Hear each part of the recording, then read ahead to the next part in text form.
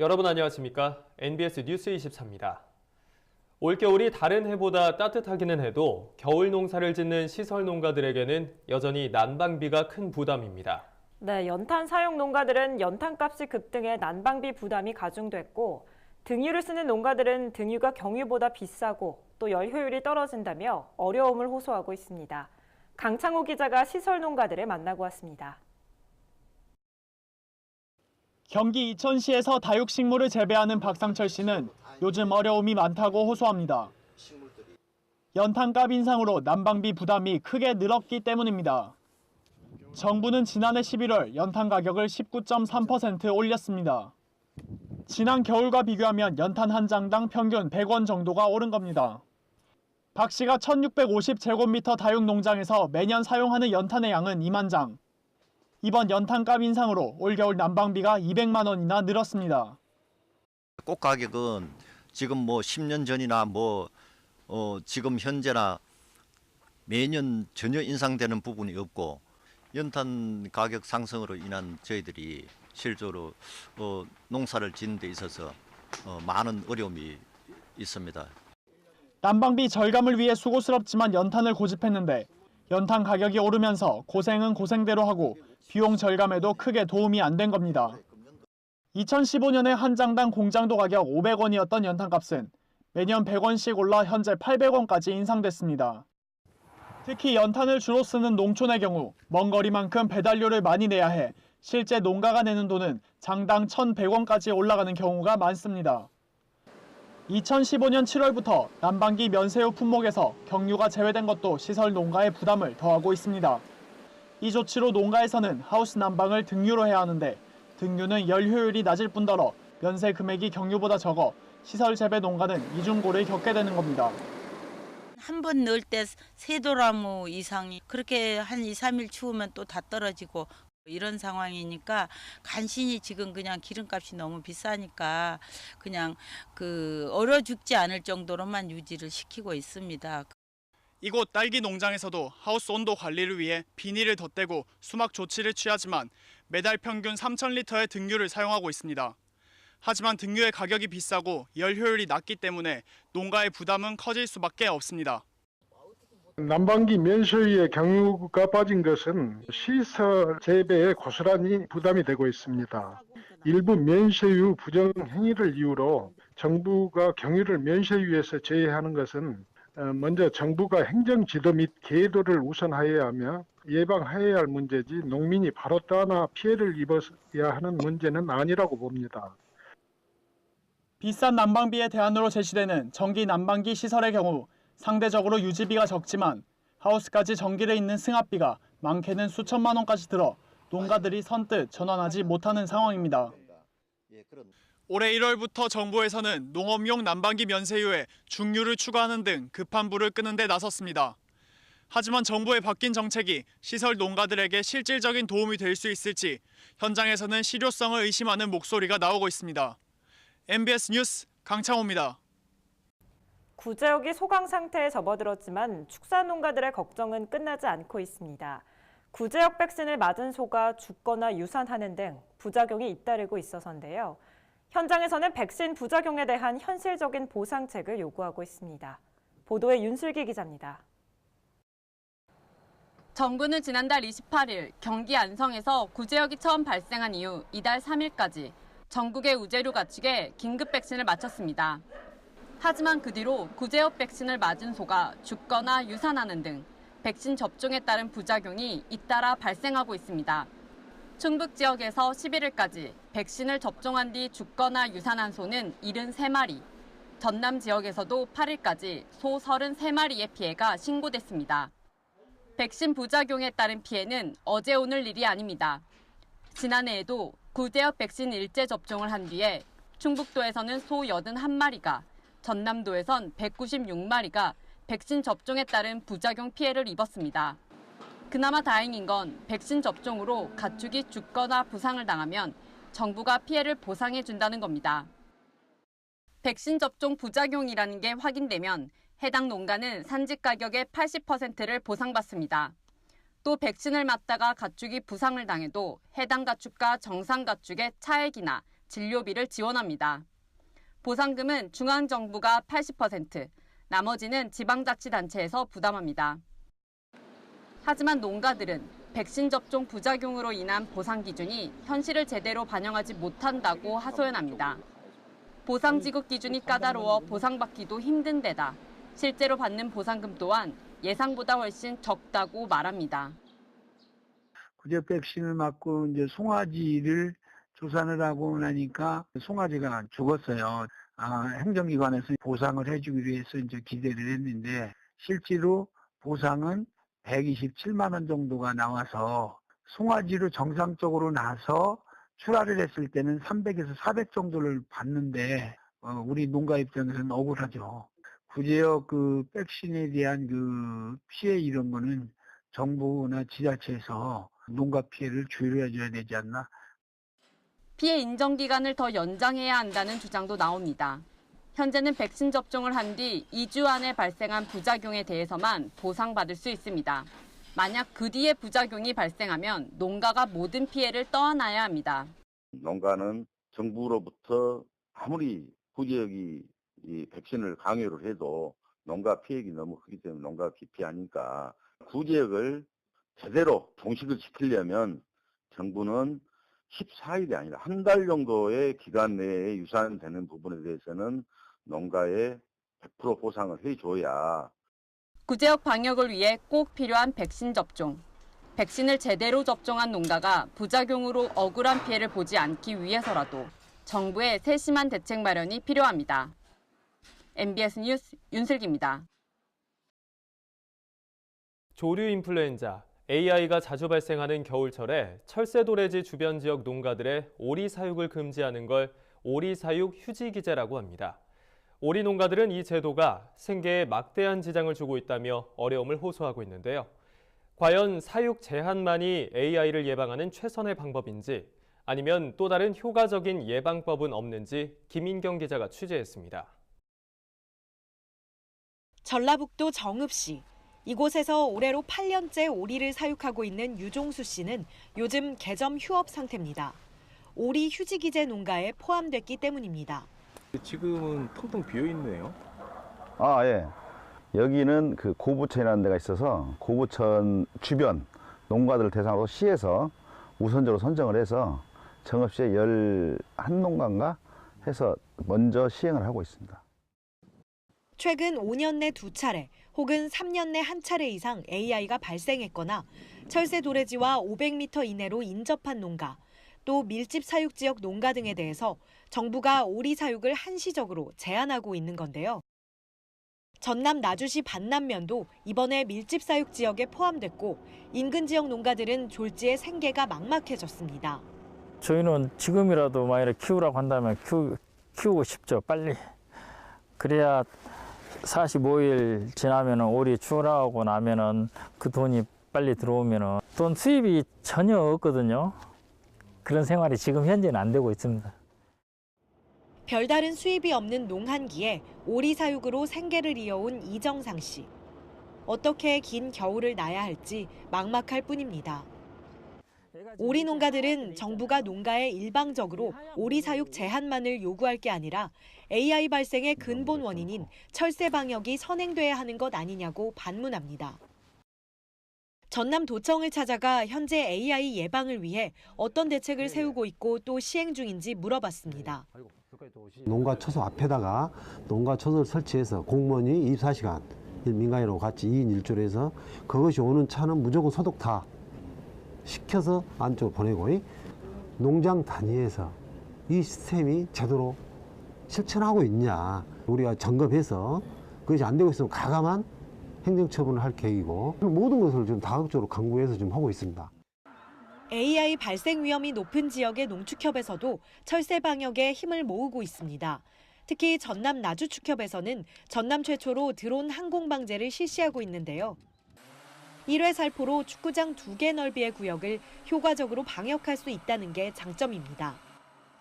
매주 2회씩 8회에 걸쳐 겨우내 지속적으로 실시한 결과 좋은 결실을 맺고 있다는 평가입니다.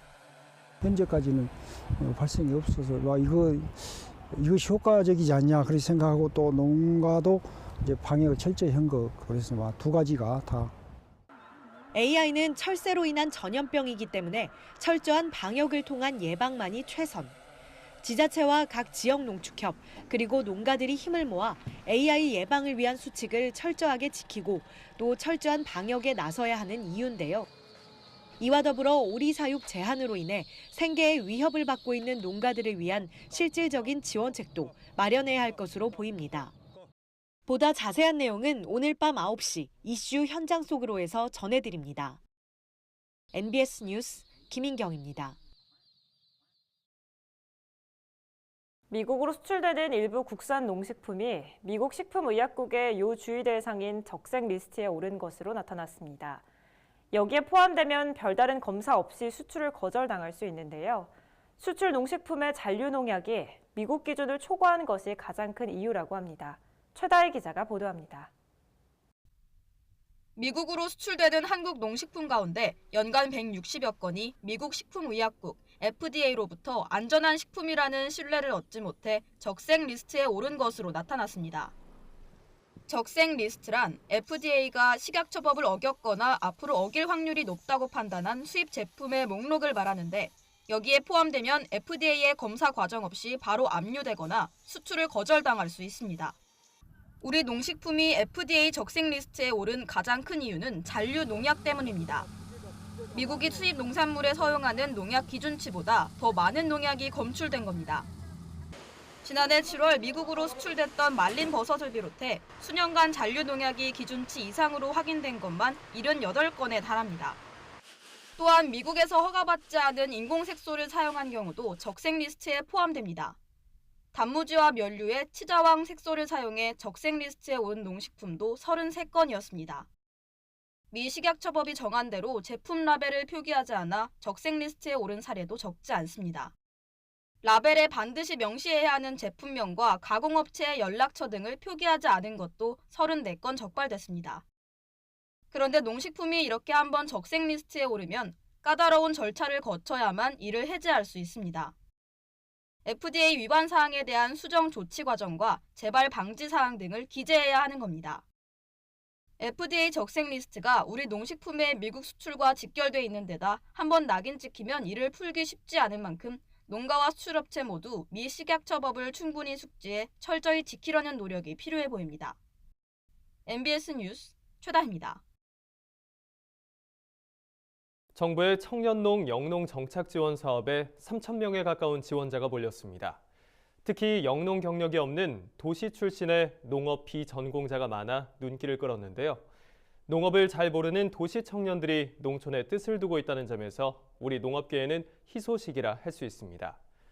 선진국들은 우리보다 앞서 청년농 육성에 힘쓰고 있다는데 어떤 내용인지 김아영 기자가 알려드립니다. 미래 농부를 꿈꾸는 청년들이 농촌으로 몰리고 있습니다. 농림축산식품부는 2019년 청년창업농 영농 정착 지원 사업에 2,981명이 지원했다고 최근 밝혔습니다. 지난해 시작된 이 사업은 영농 초기 소득이 적은 청년농의 생활 안정을 돕기 위한 것으로 올해는 1,600명을 뽑는데 2배 가까운 인원이 몰린 겁니다. 특히 영농 경력이 없는 청년들의 신청이 가장 많아 눈길을 끌었습니다. 본인 명의로 농지 등 영농 기반을 마련하고 경영주로 등록해서 영농을 수행하는 걸 독립경영이라고 하는데요. 사업 지원자들의 경력을 살펴보니 이 독립경영을 해본 적이 없는 이들이 56.6%를 차지했고 1년차, 2년차, 3년차가 뒤를 이었습니다. 또 도시에서 농촌을 꿈꾸는 청년들의 신청이 많았습니다. 도시에서 귀농을 했거나 앞으로 귀농할 예정인 청년이 지원자의 71.3%로 현재 농촌에서 살고 있는 청년보다 2.5배나 많았습니다. 학교에서 농업을 배우지 않은 농업 비전공자들의 관심도 높았습니다. 지원자 가운데는 농업계 학교 졸업생보다 비농업계 학교 졸업생이 3배 많은 것으로 나타났습니다. 농촌에 부모의 영농 기반이 있는 청년들의 신청이 많은 편이었지만 영농 기반이 전혀 없는 상황에서 사업에 지원한 청년도 927명으로 적지 않았습니다. 사업 지원자들이 가장 필요로 하는 게 무엇인지 묻는 질문에는 창업자금이 가장 많은 응답을 차지했고 농지은행 매입 임차, 선도농가 실습 지원, 농업법인 인턴 사업 순으로 나타났습니다. 농식품부는 이번 신청자들을 대상으로 다음 달 중 시도 단위 면접 평가를 실시하고 4월에 1,600명을 최종 선발할 계획입니다. 최종 선발된 이들에게는 최장 3년 동안 월 최대 100만 원의 영농정착 지원금이 지원되고 청년농의 희망에 따라 창업자금, 농지, 기술교육 등이 연계 지원됩니다. 한편 선진국들은 일찌감치 청년농, 더 나아가 청년 부농 육성에 적극 나서고 있습니다. 지속가능한 농촌을 만들겠다는 일념으로 뜻을 모은 겁니다. 일례로 이웃나라 일본은 농업 인턴십 프로그램을 운영하고 있습니다. 전국 300개 우수농업 법인체를 대상으로 1에서 6주간 연수 기회를 제공해 농업의 매력을 느끼게 해주는 제도로 많은 청년들에게 호평받고 있다고 합니다. 유럽연합도 주목받는 미래농부라는 프로젝트로 귀농 청년들의 노하우와 동기부여를 도시 청년에게 전하면서 귀농을 장려하고 있습니다. 농부를 꿈꾸는 청년들이 늘고 있는 만큼 농식품부는 앞으로 청년 창업농들이 농업과 농촌에 잘 적응할 수 있도록 적극 지원하겠다는 방침입니다. MBS 뉴스 김아영입니다. 다음은 지역 뉴스입니다. 전라남도의 조사 결과 연소득이 1억 원 이상인 농업인이 매년 꾸준히 늘어 지난해 5천 농가를 돌파한 것으로 나타났습니다. 이는 2017년보다 465농가가 늘어난 것으로 총 5,027농가인 것으로 파악됐습니다. 또한 5억 원 이상은 186농가, 10억 원 이상의 고소득을 올리는 농가도 42농가에 달했습니다. 품목별로는 식량작물이 1,858농가로 가장 많았고 축산, 채소, 가공유통 분야 순으로 나타났습니다. 전북 부안군 농업기술센터가 2019년 친환경 벤처농업인 대학의 신입생을 모집합니다. 지원학과는 농산물 판매 전략반과 신소득 작물반, 한우반 등 3개 과정이며 총 105명을 신입생으로 뽑을 예정입니다. 입학 희망자들은 오는 22일까지 부안군청과 농업기술센터 홈페이지를 통해 관련 서류를 내려받아 농촌지원과 강소농 육성팀으로 방문 접수하시면 됩니다. 경남 창녕군의 2018년 농축산물 분야 수출액이 1,610만 달러, 우리 돈으로 약 180억 원을 기록했습니다. 이는 전년 대비 2배 이상 늘어난 수치입니다. 수출 품목은 새송이, 파프리카, 토마토 등 신선 농산물의 매출액이 약 113억 원으로 전체의 63%에 달했고 굴과 훈제 통조림 등 수산물 가공식품이 약 67억 원을 기록해 37%의 비중을 차지했습니다.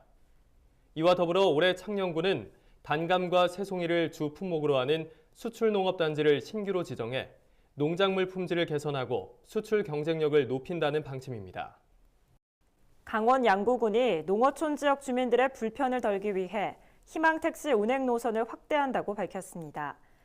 현재 양구군에서는 수인리와 웅진리 등 8개 마을에서 5개 노선의 희망택시가 운행되고 있지만 농어촌 버스가 운행되지 않는 곳이 많아 지역 주민들의 불편이 큰 상황입니다. 이에 양구군은 해당 지역 주민들이 보다 편하게 이동할 수 있도록 희망택시 운행 신청을 연중 접수하기로 했습니다. 또한 수익성 탓에 농어촌 버스 노선이 없어지거나 운행 횟수가 줄어든 마을 주민들의 편의를 위해 희망택시의 운행 조건을 완화했습니다. 농업에 관한 어려운 용어나 개념을 알기 쉽게 풀어드리는 풀어쓴 농업백과 시간입니다. 요즘 미세먼지 때문에 하루도 마음 편할 날 없으시죠? 올겨울 미세먼지가 더 극성을 부리면서 우리 농업에도 피해가 만만치 않다는 우려의 목소리가 나오고 있습니다. 과연 우리 농업은 미세먼지로부터 안전한지 오늘 이 시간 함께 짚어보겠습니다. 혹시 사만삼이라는 말 들어보셨나요? 사흘은 추위, 나흘은 미세먼지가 기승을 부린다는 뜻으로 최근 우리나라의 겨울 날씨를 비유하는 신조어입니다. 실제로 올겨울 들어 대기 흐름이 정체되고 겨울 가뭄까지 겹치면서 미세먼지 농도가 하루가 멀다 하고 매우 나쁨 수준을 기록하고 있는데요. 자동차 배기가스 등에서 많이 발생하는 미세먼지는 머리카락지름의 7분의 1 크기밖에 되지 않지만 1급 발암물질로서 우리의 건강을 크게 위협하고 있습니다. 그런데 우리의 농업 농촌도 미세먼지로부터 안전하지 않다는 사실 알고 계셨습니까? 중금속 물질을 많이 품고 있는 미세먼지는 산성비를 뿌려 토양을 황폐화시키는가 하면 식물의 잎에 부착돼 잎의 기공을 막고 광합성 작용을 방해해 작물의 생육이 불량해진다고 합니다. 시설 작물도 하우스에 미세먼지가 쌓이면 광 투과율이 떨어져 작물의 생산량이 줄고 품질도 떨어진다고 하죠. 가축의 경우도 미세먼지가 많은 날엔 눈곱이 끼거나 눈물을 흘리는 등 이상 징후를 보이는 경우가 많다고 하는데요. 설상가상으로 축사 환기마저 쉽지 않아 질병에 걸릴 위험이 더 커질 수 있습니다. 무엇보다 한 대학교의 설문조사 결과 전국 농식품 소비자 중 열의 9은 미세먼지 때문에 우리 농산물의 안전성이 불안하다 이렇게 답했는데요. 자칫 미세먼지가 무서워서 소비자들이 노지에서 생산된 채소나 과일을 멀리하지는 않을까 우려가 되는 부분입니다. 더 큰 문제는 미세먼지가 우리 농업계 전반에 피해를 주고 있지만 농민들은 속수무책이라는 건데요. 미세먼지 피해 5년 차에 접어들었지만 그동안 이와 관련된 연구는 단 한 건도 이루어지지 않았습니다. 더구나 전국 229개 시군구 가운데 미세먼지를 측정할 수 있는 장치가 하나도 없는 곳이 81곳. 그마저도 대부분 농촌 지역에 집중돼 있는 상황인데요. 야외 작업이 많은 농업의 특성상 고령농의 건강 문제가 가장 큰 걱정거리지만 미세먼지 대책에 있어서도 농촌 농민은 소외가 되고 있는 겁니다. 미세먼지도 가뭄과 홍수와 같은 또 하나의 자연재해인 만큼 농업에 특화된 미세먼지 대책 하루빨리 마련돼야 하지 않을까요? 지금까지 풀어쓴 농업백과였습니다. 저희가 준비한 소식은 여기까지입니다. NBS 뉴스 24 마칩니다. 함께해 주신 여러분 고맙습니다.